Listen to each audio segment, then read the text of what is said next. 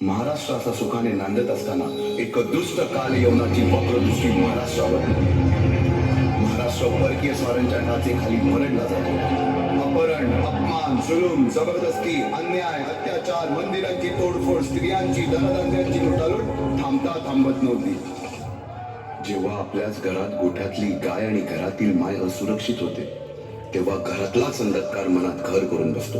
अशा वेळी साधू, संत, लहान, थोर, लेकी, बाळी अवघा महाराष्ट्र देवाला गाराण घालतोय. अरे जेजुरीच्या खंडोबा, पंढरपूरच्या खंडोबा, तुळजापूरच्या भवानी आई, दारुगड, दारुगड आई, दारुगड.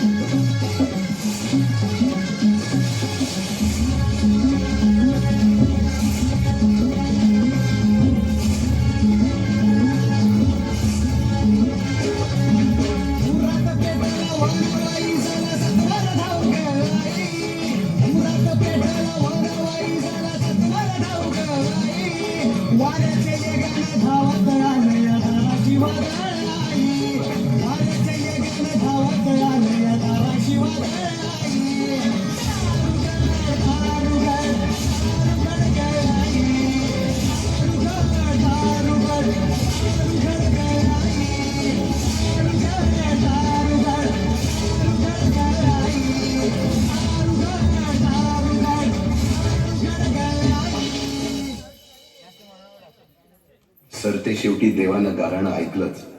शालिवन शके 1551 शुक्ल नाम संवत्सर, उत्तरायण, शिशिर ऋतू, फाल्गुन मध्य तृतीयेला सायंकाळी शुभ लग्न उदित असता कलियुगातील नरसिंहाचा, ग्रहमंडलातील सूर्याचा, नक्षत्रातील ध्रुवाचा, या सम छत्रपती शिवरायांचा शिवनेरीवर जन्म झाला.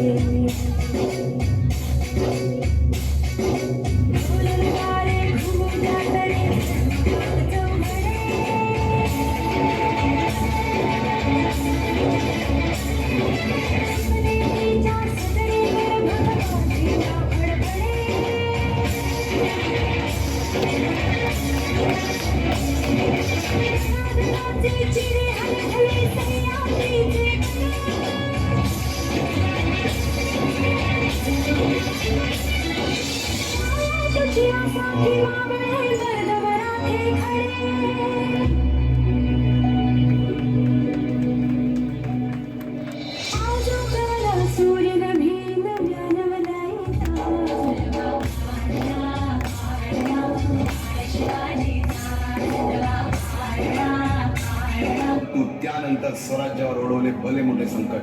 ते संकट म्हणजे अफजल खान.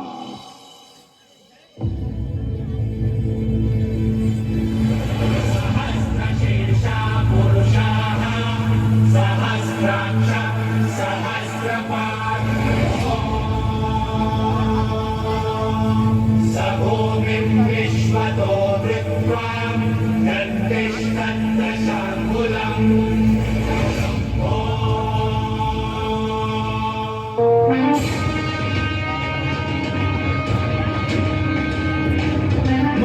महाराजांची शिवाजी महाराजांची कीर्ती बेफाम होती.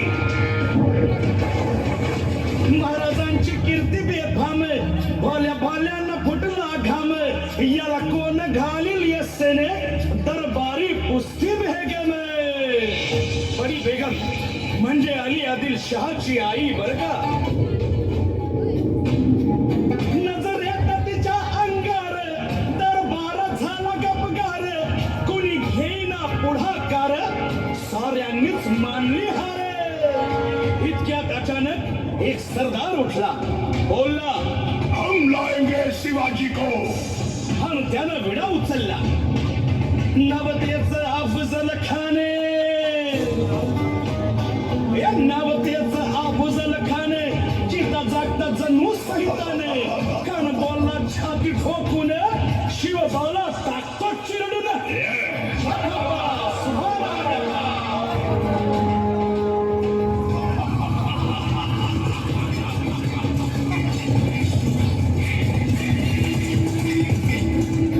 आता शिवबाचं काय खरं नाही. इकडं निजाम, तिकडे मोगल, पलीकडं इंग्रज, जो तो हेच बोलू लागला. महाराज, आपला जीव मोलाचा आहे. खानाचं सैन्य अफाट आहे, त्याच्यासमोर आपला टिकाव लागणं अवघड आहे. काही दिवसांसाठी आपण कुठेतरी अज्ञातस्थळी निघून जाऊ. काय म्हणालात रायबा? मासाहेब, आम्हाला आमच्या जीवाची पर्वा नाही. राजांचा जीव वाचणं गरजेचं आहे. रायबा, शिवबा केवळ आमचा पुत्र नाही, तर अवघ्या मराठी जनांचा स्वाभिमान आहे. या मातेने आपला पुत्र गमावला तरी 72, परंतु भ्याडपणे पळून जाऊन या मराठी मुलखाचा स्वाभिमान गमावता कामा नये. अशा वाघिणीचा त्यो छावा.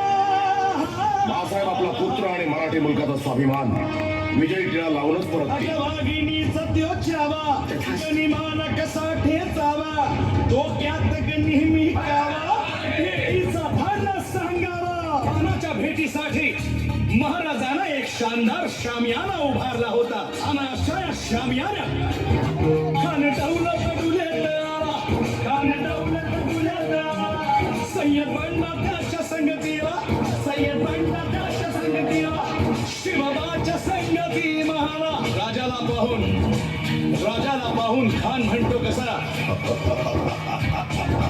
आओ आओ शिवाजी, आओ हमारे गले लग जाओ.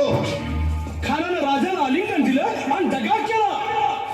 खान धाबिमान मान्या, खान धाबिमान मान्या, कटारीचा वाद त्यानं केला, कटारीचा वाद त्यानं केला. खरखर आवाज झाला, खरखर आवाज झाला, चिलखत होतंय अंगाला, चिलखत होतंय अंगाला. खानाचा वार फुका गेला, खान यडबडला. इतक्यात महाराजानं पोटामंदी पिचवट केला, पोटामंदी पिचवट केला. वाघेनं खाचा बरोबर केला, वाघेनं बरोबर केला. तवा घडलं पोटाला, त्याला गेला खानाचा कोट. भाई रे, भाई रे, आलाजी, भाई रे, आलाजी, जी.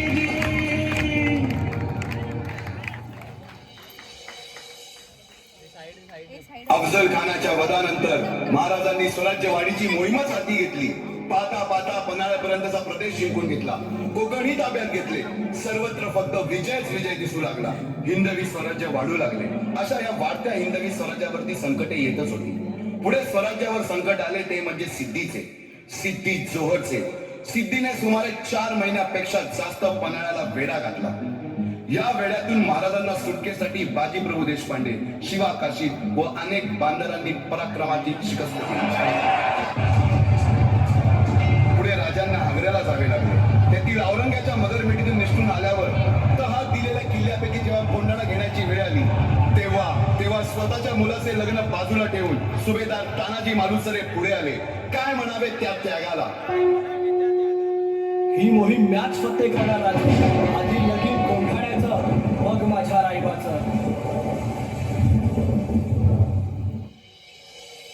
अशा या स्वराज्याच्या यज्ञकुंडात अनेक महावीरांनी शौर्याची, निष्ठेची, त्यागाची संविधा धारण करून आहुती घेतली. अशा कित्येक महावीरांनी पराक्रमाची पराकाष्ठा करत स्वराज्याचे एक एक दगड, चिऱ्या, पायऱ्या बसवल्या, घडवल्या. एक एक बुरुज बांधला गेला आणि आता वेळ आली त्या बांधलेल्या भक्कम गडावर विजयशी धारण केलेला भगवा ध्वज चढवण्याची. म्हणजेच आपल्या महाराजांच्या शिवरायांच्या राज्याभिषेकाची.